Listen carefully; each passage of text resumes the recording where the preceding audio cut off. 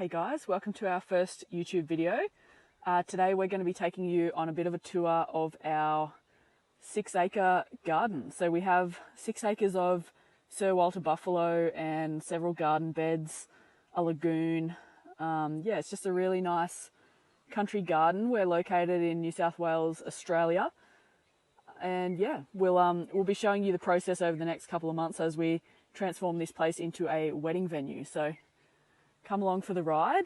This area is what we call the park, and it's just a really nice place to throw out a picnic blanket, have a couple of cocktails, just really nice and open, not too much to maintain out here other than a bit of grass.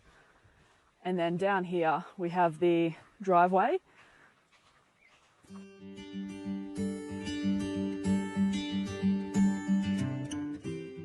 So the driveway is lined with these really beautiful Manchurian pears, which creates quite a nice entry into the property. We'll gravel this road into it so it looks a bit more formal. But yeah, we're coming into winter, so these trees will start to lose their leaves soon, which will look quite spectacular really once they start to brown off. So I'll take you through to the main part of the garden now.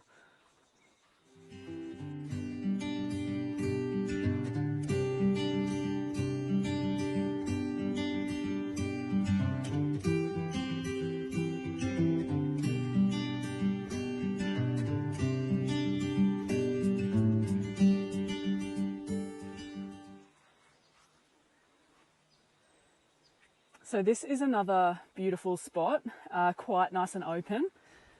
And I guess our initial thoughts are that this would be a nice spot for either a ceremony or cocktails when people have weddings out here. So we're going to be graveling a bit of the house pad that you can see here to make sure that, you know, there's a nice spot for marquees to go up, so people aren't trenching around in mud if we get some wet weather and that sort of stuff. And it's bordered quite nicely by that boxleaf privet hedge over there.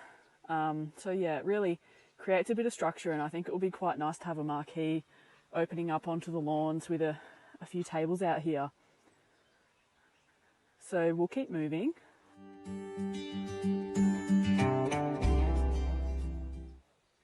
So this is one of the flood damaged garden beds. So all of this area unfortunately was flooded not long after we exchanged on it actually, so there's quite a bit of damage that we need to get in and fix, but yeah, we're just plugging away at it slowly. So I had trimmed back these buxus, but as you can see they're just not really thriving, so I think they're going to come out and we'll replace them with something.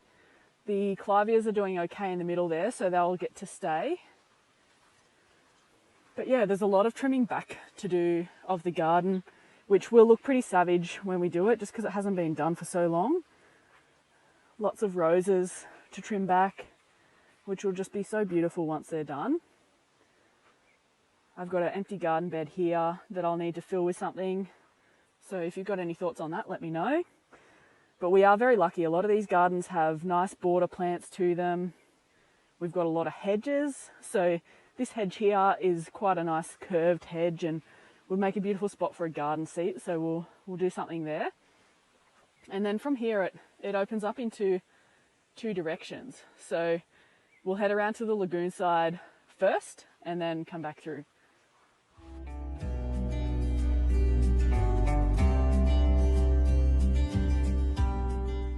So this is our beautiful lagoon. We have several lilies established, lots of nice bordering plants that really just finish off the pond nicely.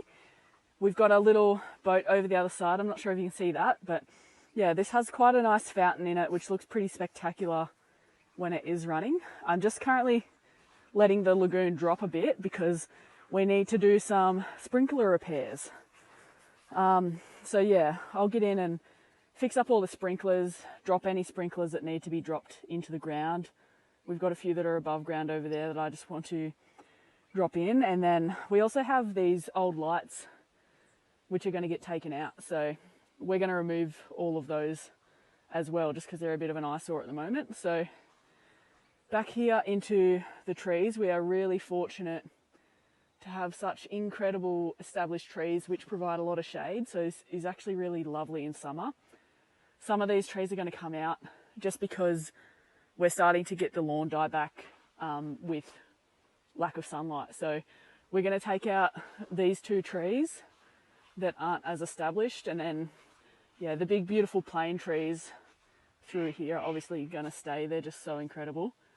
And we plan to light a lot of this up with garden lighting as well to really feature it. So again, some of these border plants, I'm just going to dig them up and continue them in flood damaged beds so that they actually border all the garden beds again, because I quite like that. This little garden bed here didn't have anything in it like the other one, so I've planted, I think these are irises.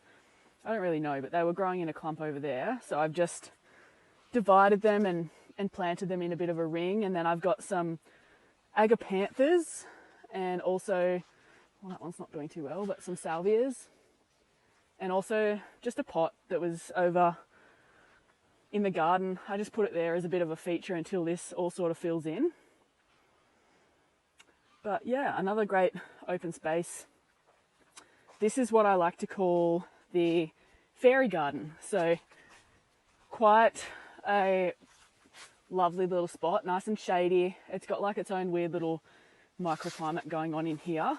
Again, a lot of flood damage. I did actually put my fiddle leaf fig outside here when we moved out, so living its best life. It's actually grown more than it did in the 2 years that I had it in town, so that's lovely. And then back out to more lawn. So you can't see that very well, but that boxleaf privet hedge has a perennial garden bed in front of it, and a lot of that will get replanted. So there's a lot of salvias and those sort of plants in there, which were quite lovely, but didn't stand up to the flood too well. This is was a fernery. So the previous owner had a lot of ferns and a lot of pots and things like that. We are not really going to fill it back up with ferns again, just because we've got enough garden to maintain now. So we're just in the process of cleaning all this up. There were a lot of plants that had grown through pots that we're just getting rid of. So all of this will get a nice decorative gravel put on it.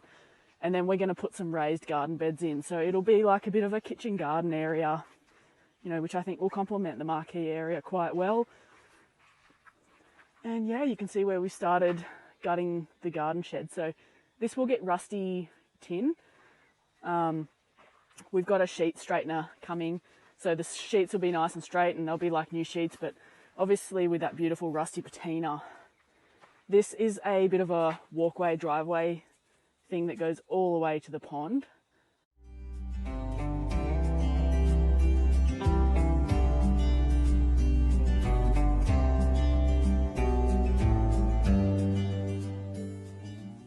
And this is the other side of our beautiful lagoon. So we've got a little boat here that came with the place, and it doesn't float, but it's quite nice, very decorative.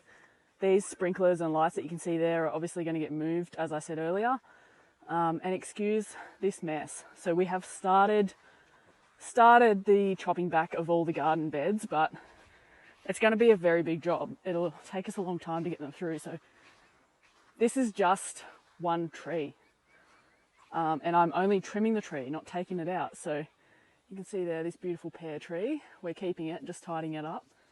A lot of the trees need a fair bit of work. A lot of the trees have a fair bit of ant damage and flood damage, really.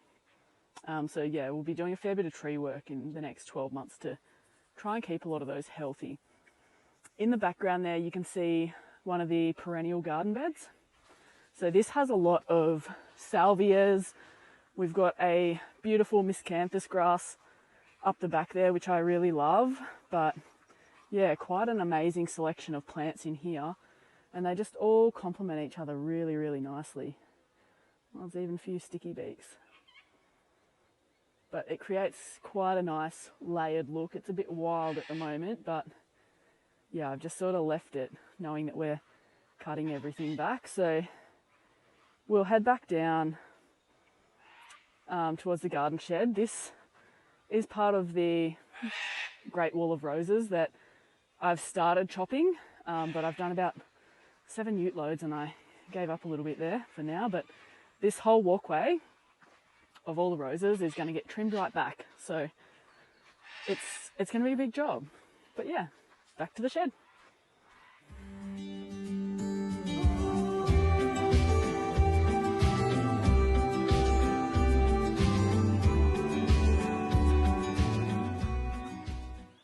I really loved the rosemary hedge that was growing here, but unfortunately it didn't survive the flood either. So I'm going to take it out and just replace it with more rosemary because I did really like that.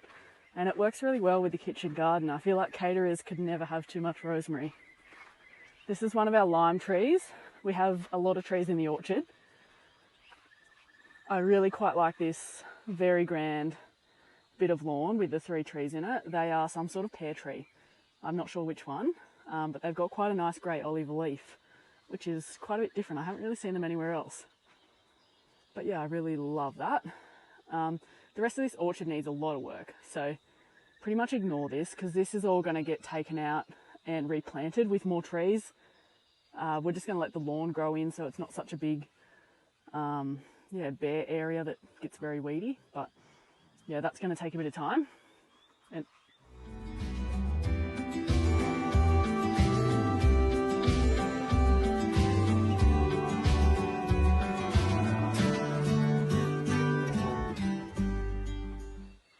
so yeah, the chooks are really well set up. They've got quite a substantial hen house here and a run as well. So we've got 15 chooks that we inherited, and they don't really lay many eggs, but they're quite cute. They eat our scraps. We quite like them.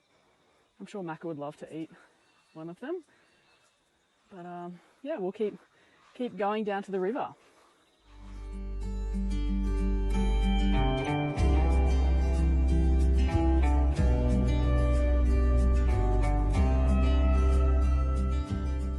This is the beautiful Mihai River. So we're very lucky to have some buffalo established here. It's coming back. We've chopped it back a bit because it was all pretty overgrown, but just such an incredible spot. Perfect fishing hole. Great for people to come get married down here. It's just really lovely, very tranquil.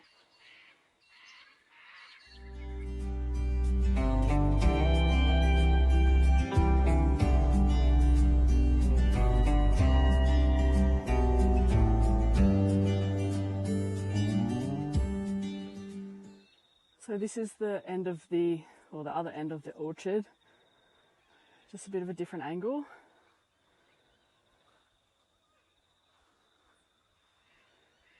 And yeah, a lot of weeds that I've just sprayed, so they'll die soon.